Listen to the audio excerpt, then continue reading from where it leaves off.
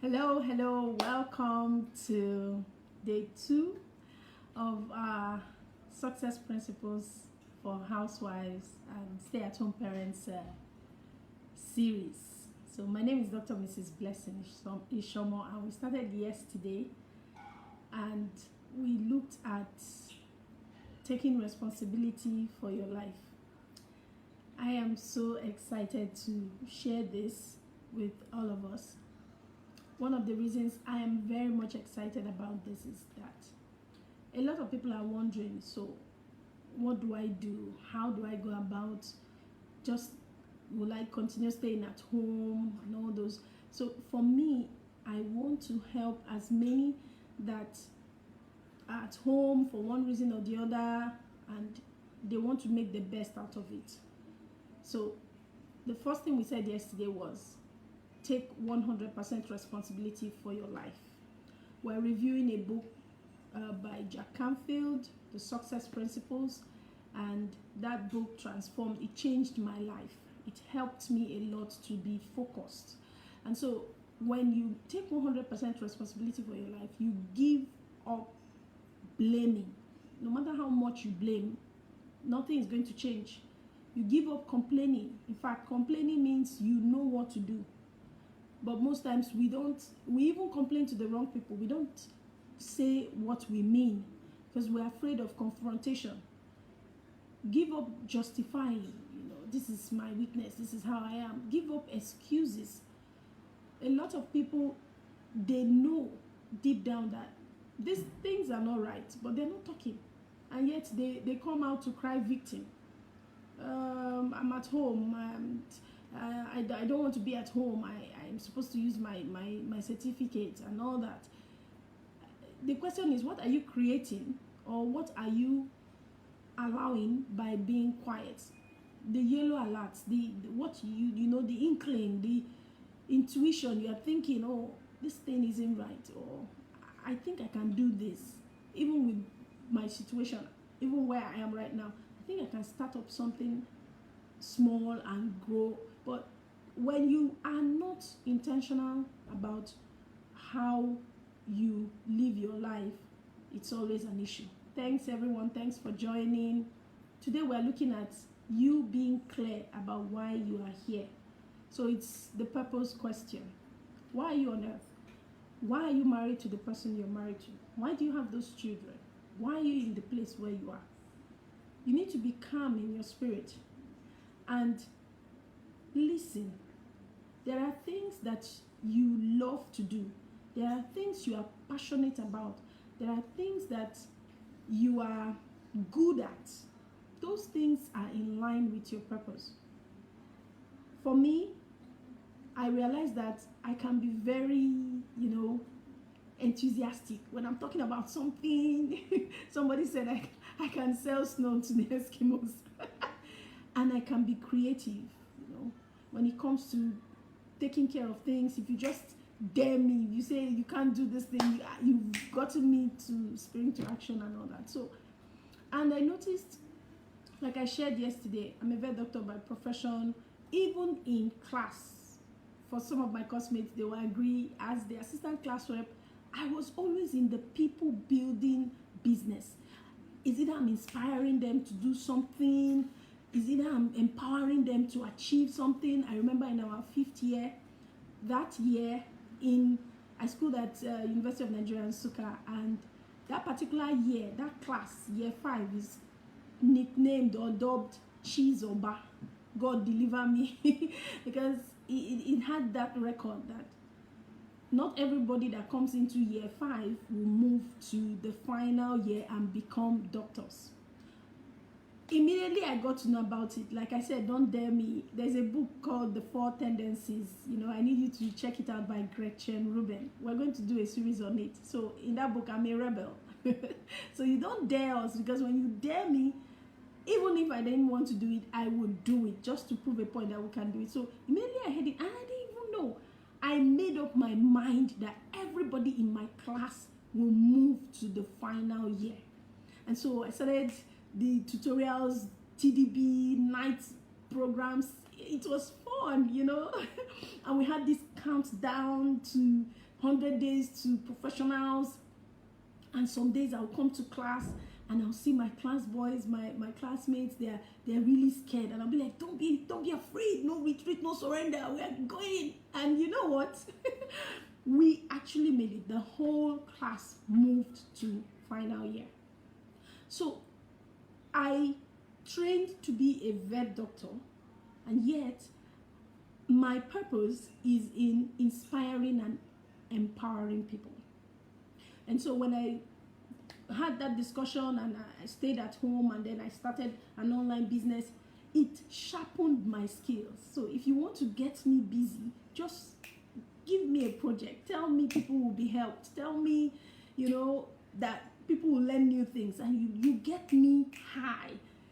So find out for yourself, what do you love? What do you do and you get so much joy out of it? Your inner GPS, that thing inside, that when you do something you're so happy, you're at your best, you're looking younger than your age. It is important that you honor it. Or think about things that you are emotionally drawn to that you don't like. One of the things I am emotionally drawn to is someone maltreating a lady or a child. You get thank you so much for joining. Thank you, my darling sis Ayo. Thank you. You will get me. In fact, like in Nigeria, the local parlance, we say drink Panadol. You carry the person's problem. Like if I get you hurting a child or maltreating a lady, or when you talk about domestic violence and all that, I am passionate about it. So you need to honor those things. You may not like a noisy place, honor it. You may not like a very overly quiet place, honor it. You may be someone that loves to organize. I know of a friend that is watching right now. That lady has a taste for good living, for fashion. Oh my goodness, she knows how to blend the colors. She knows how to make you look beautiful. Her purpose is linked to it. So, as a housewife, as a stay-at-home mom, a stay-at-home dad, as someone who, for the fact that you're not using your certificate, you are wondering, what am I good at? Begin to write down those things that you love. And then begin to look at each of them and ask yourself, how can I make money serving people from what I love to do? So what you're doing right now, if you are not paid to do it, would you still do it? That's another thing that will help you to be clear, because those that are clear about why they are here, they get things and people and resources aligned with their purpose because they are clear. For me, I say clarity is the food of the soul. Okay, so I don't know, I'm looking at myself and I noticed that I'm kind of sweating a bit. Don't mind me. My daughter did this one very wicked breaded potato baked stuff and powerful meat. It was too tempting. I had to grab one or two before coming on. So I am so happy. I'm proud of that girl, and I'm passionate about them also finding out why they are here on earth. So for you need to settle that purpose question. It's not a big thing. So there's this 3-step in the book, The Success Principles by Jack Canfield. Please, I hope as we're going through them one after the other, today is principle number 2. I hope you would take out just less than 30 minutes of your time to read each of these principles and start implementing, do something about it. So the first one is find out what you're very good at, those personal qualities that you are, amazing. For me, my enthusiasm is infectious. And my creativity, that's 2 for me. And then how do you influence or how do you reach out to people with this? For me, I inspire people. I notice that when I talk to people, they say, Blessing, do you know that thing you said made me go back to school? Or that thing you said saved my marriage? Or that thing you said helped me to hit the next rank? So I inspire people when I talk to them. And I also notice that I empower them. I share with them things. Oh, have you heard this thing? Do you check this thing on YouTube? It will help you know how to do this. And that's the second thing, your quality, your personal qualities, 2 of them, and then how you use it to serve people. So for some people, it is to inspire. For some people, it's to empower. For some other people, it is to motivate. How do you use it?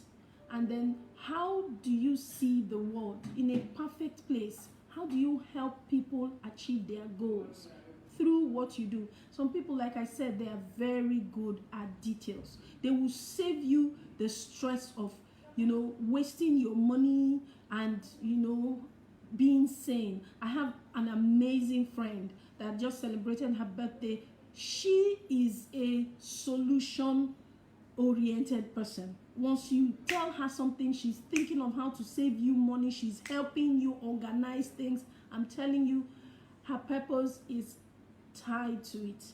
So when you understand how to, relate and, look at your purpose in this light, it helps you. Like I can say, through my purpose is using my enthusiasm and my creativity to inspire and empower people to live their best life. So that can be a template or a statement that you begin to ruminate, you think through, you wake up, you look at it, and you begin to think of ways that you can achieve that purpose. And it can be in different ways. You can be a teacher, you can be someone who instructs, you can be someone who constructs, you can be someone who is in the marketplace, you can be someone who is helping to groom children that would rule the world, like Susanna Wesley. There are different things that we should do, but own your purpose. Know why you're here. If you don't know, begin and get clear on that, because when you are clear, you are clear here. When people are not sure of what to do, there's confusion, there's chaos. They are always asking, so what am I supposed to do? Which one should I do? So we want to take that out, because in the end of all this, for those that will be reaching out to me, I will help you, start off something if you've not started something, or help you scale up what you're doing using the success principles. So I hope you have gained one or two things today. Sit down with your pen in a quiet place and ask yourself, what are your personal qualities, things you are good at? Write 1 or 2, write as many as you can, pick the ones that really jump out at you, and how do you express them? How do people benefit from them? And then how do you see this world, in a perfect world? How will you see these people enjoying their lives through your service? And I hope you take on these exercises and do something with them. And like I said, we're brilliant housewives, we're bold housewives. We're on a mission, to take care of the home, take care of our husbands and our children, and still live a life. Because this thing that people do, and they say, I slaved for my husband, I slaved for my children, and now what do I get in return? No. Don't be part of that. You have your life. So everything is a continuum. It's part of your purpose. So you're taking care of the home should not be the excuse for you not to live life to the full. So thank you so much for your time. Bye for now.